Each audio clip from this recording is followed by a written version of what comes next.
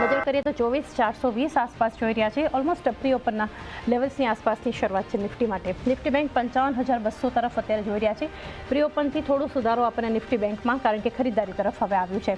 Mid cap small cap જુઓ તો mid cap 0.5% મજબૂત છે. 54,000 ઉપરના લેવલ્સ જોઈ રહ્યા છે. 300 અંકની મજબૂતી આપણે જોઈ રહ્યા છે. તો સ્મોલ કેપ ઇન્ડેક્સ પર આપણે જોઈ રહ્યા છીએ 5% મજબૂત છે. 16,460 આસપાસના એક લેવલ્સ પર. સેન્સેક્સમાં 300 અંકથી વધુની ખરીદારી આપણે જોઈ રહ્યા છીએ. 80,850 તરફ આપણને એક શરૂઆત બતાવી રહ્યું છે.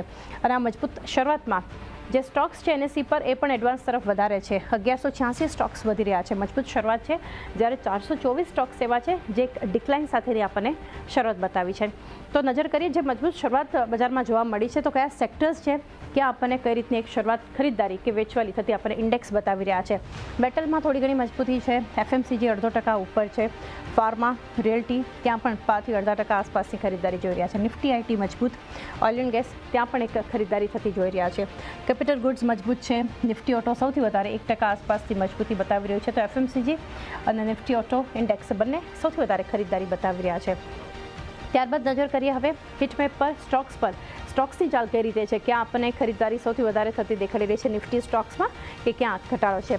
મેજરલી ગ્રીન સ્ક્રીન તમે જોઈ રહ્યા છો મજબૂત શરૂઆતમાં. તો મારુતિ, બજાજ ઓટો જેવા સ્ટોક્સ છે. અલ્ટ્રાટેક સિમેન્ટ મજબૂત છે. અદાની પોર્ટ જુઓ 2%. નિફ્ટીમાં gaining counters. Trend, ICICI Bank, Nestle India આ પણ બધા ગેઇનર્સ છે. બીએલ, હીરો મોટોકોર્પ, પાવર ગ્રીડમાં મજબૂતી છે. એનટીપીસી, ઇટર્નલ ખાસો ઘટ્યો હતો પરિણામ બાદ શુક્રવારે. આજે ત્યાં પણ એક ખરીદારી થઈ રહી છે. સામે જે સ્ટોક્સ ઘટી રહ્યા છે કોલ ઇન્ડિયા છે, સન ફાર્મા, એસબીઆઈ જુઓ પરિણામ બાદ 0.5% નીચે. જેએસડબલ્યુ સ્ટીલ 0.5%નું દબાણ છે. પરંતુ Wipro, ITC, Jio Financial, Reliance, Tata Motors, Adani Enterprises, એમ&એમ જેવા સ્ટોક્સ વધી રહ્યા છે. Axis Bank, Tata Steel, SBI Life, Grasim, Asian Paints આ બધા સ્ટોક્સ મજબૂત છે. ઓએનજીસીમાં 3.5% આસપાસનો એક ઘટાડો જોઈ રહ્યા છે અત્યારે. એલએનટી નીચે છે અને કોટક મહિન્દ્રા બેંક જુઓ પરિણામ બાદ અત્યારે ઘટી રહ્યું છે નિફ્ટીમાં. જે ઓએનજીસી અને ત્યારબાદ કોટક મહિન્દ્રા બેંક સૌથી વધારે 3%થી વધુ નીચે છે. તો એચડીએફસી લાઈફ મજબૂત છે. ભારતીય એરટેલ, ઇન્ડસઇન્ડ બેંક જુઓ, ડોક્ટર રેડ્ડીઝમાં મજબૂતી છે. ટીસીએસ, સિપ્લા આ બધા સ્ટોક્સ મજબૂત છે. HDFC bank, Bajaj finance, Infosys, Asian paints બધા સ્ટોક્સ એક મજબૂત શરૂઆત આપણને બતાવી રહ્યા છે.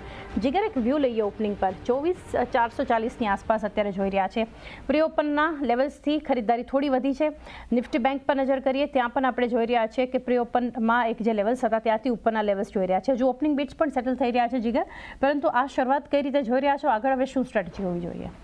નિફ્ટીમાં જે રીતે ઓપનિંગ છે પોઝિટિવ છે, બટ જેટલી એક્સપેક્ટેડ હતી એટલી નથી. બટ ઓવરઓલ અગેન જે લેવલ હતા 24,450માં એ અચીવ નથી થઈ રહ્યા હજી સુધી, પણ એના નીચે ટ્રેડ કરી રહ્યું છે.